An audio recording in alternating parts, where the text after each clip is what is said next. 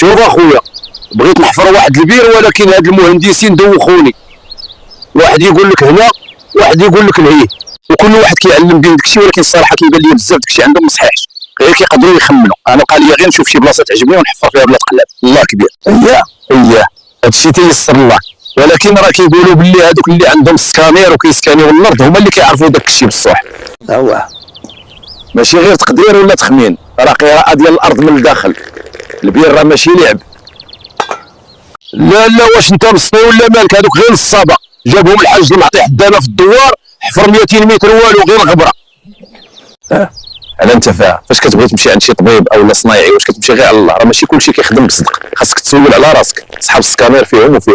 وكل يا اسيدي انت كتعرف شي واحد كيخدم بالنيه وفيه المعقول نصحني به، الله يجازيك بخير.